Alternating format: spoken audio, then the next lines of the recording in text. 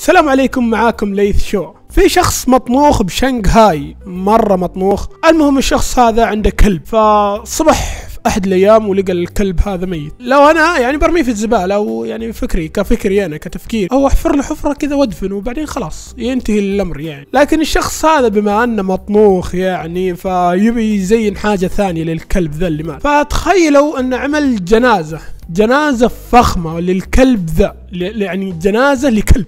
تخيل جنازة لكلب. فتخيلوا جابوا له ناس ينظفون الكلب هذا، يغسلونه ومدري كيف يعني علشان يدفنونه، واخذوا له تابوت فخم. التابوت هذا قيمته حول 1250 دولار. طبعا التابوت هذا تحيط بالزهور من كل جوانب يعني، وحركات ومدري كيف، مدلعين الكلب ذا. الكلب ميت ما درى عنهم. واخذوا له سيارة جديدة علشان ينقلون الميت هذا. السيارة هذه قيمتها 156 ألف دولار، يعني اخذ سيارة جديدة علشان بس اشيل فيها جنازة كلب. المهم الكلب هذا شالوه لمعبد هندوسي علشان يصلون عليه. صلوا على هذا الكلب، وجت الناس علشان تعزي صاحب الكلب ومدري كيف، والله يرحمه ومدري وشو. ولا بعد حطوا مع الكلب يعني في التابوت حطوا مع العابه، اللي تقول يا شيخ انها العاب من ذهب ومدري كيف. ما علينا، ناس عقولها.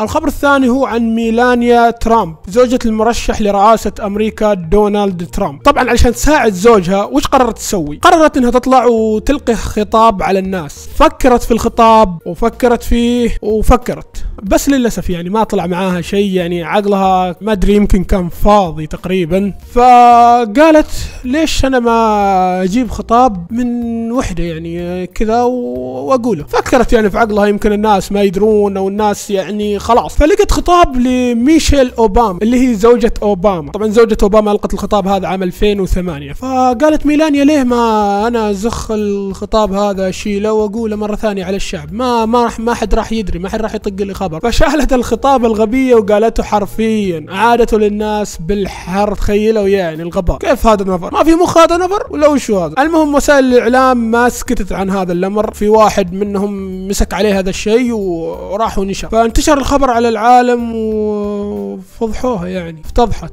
الحين المشكلة هي وين تودي وجهها من الناس. شوفوا المقطع ذا. From a young age, so many of the same values. the values that you work For what you want in life. That your word is your bond. your bond.